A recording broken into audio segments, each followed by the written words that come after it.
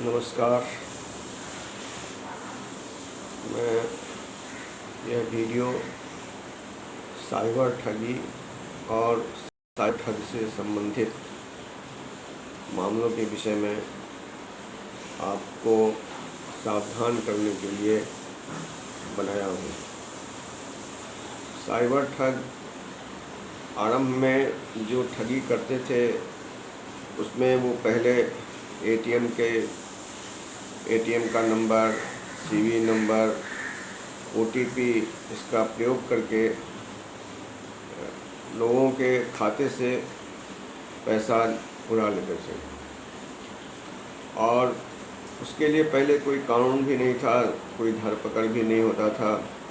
आज भी होता है, धरपकड़ तो होता है, लेकिन बहुत बड़े मामलों में ऐसा देखा गया है। छोटे मामलों में पुलिस कुछ करती नहीं है। तो कैसे इस चीज़ को हम लोग समझें? तो ठगी करने का जो तरीका है वो विभिन्न तरह से है, विभिन्न रूपों में आता है, ऐसे नहीं आता है। पहले जो मैंने बताया कि एटीएम का नंबर, सीबी नंबर, ओटीपी करके वो ठगी करते थे, वैसा अब नहीं होता है। अभी जैसे मैं बता रहा हूँ कि आपको एक ऐप डाउनलोड करने के लिए कहा जाता है। ऐप डाउनलोड करने के लिए कब कहा जाता है? अभी आप लोग टीवी पर में एक ऐड भी देखे होंगे, जिसमें एक आदमी एक घर में आता है चाकू लेकर के और भोला को कहता है कि काट डालूँगा। क्या काट डालूँगा भाई? तो तुम्हारी बिजली काट डालूँगा। क्यों? कि तुमने भुगतान नहीं किया है। वो बेचारा घबरा जाता है और वह कहता है ठीक है, मैं कर दे रहा हूँ। उसी बीच में उसका दूसरा भाई या उसका दूसरा रूप आता है सामने और कहता है कि जो मैंने तो बिजली का बिल भुगतान कर दिया है। वह चाकू लेकर आने वाला व्यक्ति बाय फोर्स उसको कहता है कि तुम ऐप डाउनलोड करो।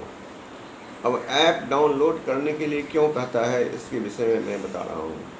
वह अपनी इच्छा अनुसार कोई एक ऐप है ऐसा जिसको डाउनलोड करवाता है और वह ऐप के थ्रू वो आप जो भुगतान करेंगे उसका सारा इन्फॉर्मेशन उसके पास मिल जाता है, उसको मिल जाता है। यहाँ तक कि वो ओटीपी कह के नहीं, दूसरे तरह से, जैसे वो बताएगा कि देखिए आपके फ़ोन पर में एक नंबर गया है।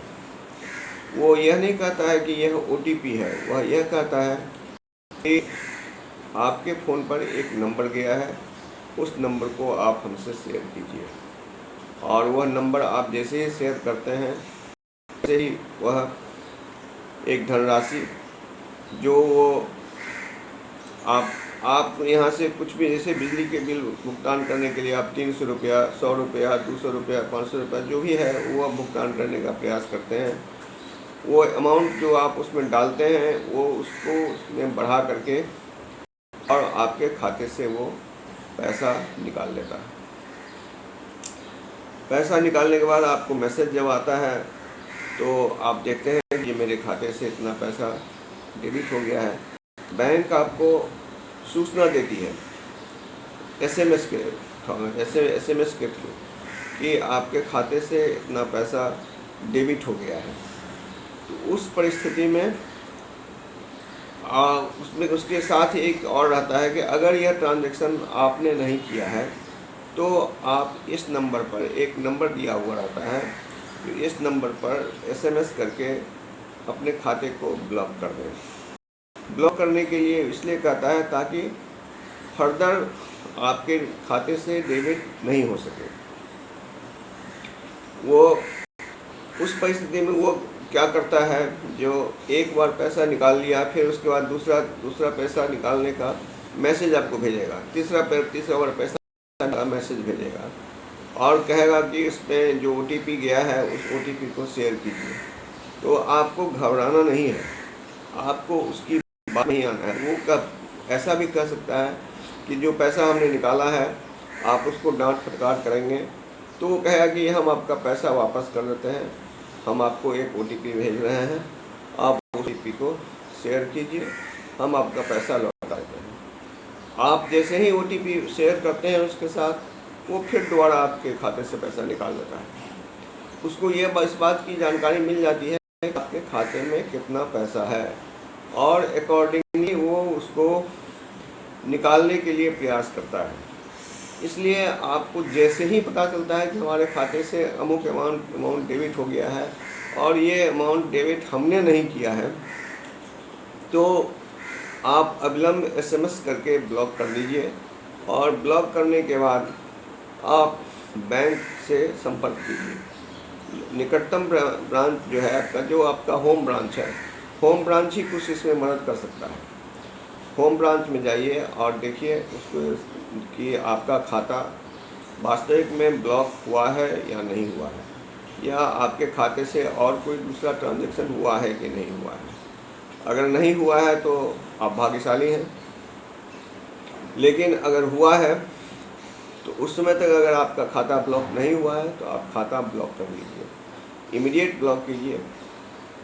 खाता ब्लॉक करने के बाद आप उस खाते से जुड़े हुए जितने चीज़ हैं, जैसे कि आपका फ़ोन, मोबाइल फ़ोन, उस मोबाइल फ़ोन को आप चेंज कर लीजिए ताकि उसको पता चल गया है कि यह मोबाइल नंबर आपके इस खाते से जुड़ा हुआ है, तो आप मोबाइल नंबर को चेंज कर लीजिए। दूसरा, जिस ATM से आपने ट्रांजैक्शन किया है उस ATM को ब्लॉक अगर हो चुका है तो उसको सरेंडर कर दीजिए और फिर दूसरा ATM के लिए आप आवेदन कीजिए। इंस्टेंट मिल जाता है, सो गुड। नहीं मिलता है इंस्टेंट तो फिर दूसरा ATM आप लीजिए, चाहे जितनी देर में मिले। तीसरी बात कि आप ATM से ट्रांजैक्शन नहीं कीजिए।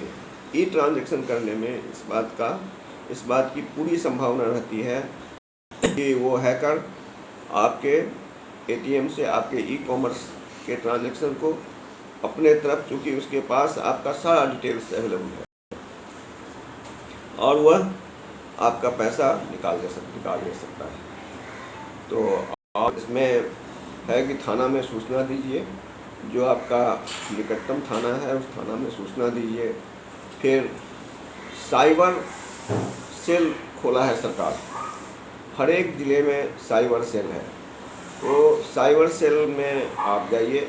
अगर 2 लाख से अधिक का ट्रांजैक्शन हो गया है, ठगी हो गया है, 2 लाख से अधिक का ठगी हुआ है, तो फिर साइबर थाना में जाना पड़ेगा और साइबर थाना में केस रजिस्टर कराना होगा। अगर उससे कम है तो फिर उसके लिए साइबर सेल में जाना होता है। साइबर सेल में जाके आप सारा डिटेल्स, सारी जानकारी उपलब्ध कराइए। बैंक इसमें आपको कोऑपरेट बिल्कुल नहीं करता है, और बैंक में जो आपके पास पासबुक है या SMS आता है उसमें ट्रांजैक्शन ID नहीं रहता है। आपके पासबुक में ट्रांजैक्शन ID नहीं रहता है। आप जब स्टेटमेंट निकालेंगे तो उसमें ट्रांजैक्शन ID आपको दिखेगा। जब आपको ट्रांजैक्शन ID दिखेगा तो पता चलेगा कि यह पैसा कहीं दूसरे राज्य, किसी दूसरे राज्य में वॉलेट में गया है, फ़ोन वॉलेट में गया है, फ़ोन पे वॉलेट में गया है। फ़ोन पे वॉलेट में का मतलब है कि आप उसको ट्रेस नहीं कर पा सकते हैं। उसमें किस फ़ोन वॉलेट में गया है, किस अकाउंट में गया है, ये टेंशन नहीं रहता है। तो इन्हीं सब बातों को ध्यान में रखना है और सतर्क रहना है। अगर गलती से भी कुछ हो जाता है तो इमीडिएट इस पर में एक्शन लेने की ज़रूरत है और घबराना नहीं है। वह कहेगा कि हम आपके खाते से 50,000 रुपये निकाल लिए हैं, तो उसके कहने पर नहीं जाना है। आपको अपने खाते का विवरण ब्रांच में जाकर के लेना है और ब्रांच में जाकर के देख करके उसमें एक्शन लेना है। इसमें हम आगे भी इसके ठगी के तरीके को अगले वीडियो में बताएंगे, जो दूसरा और क्या क्या तरीका है। अब तक के लिए इतना ही, धन्यवाद।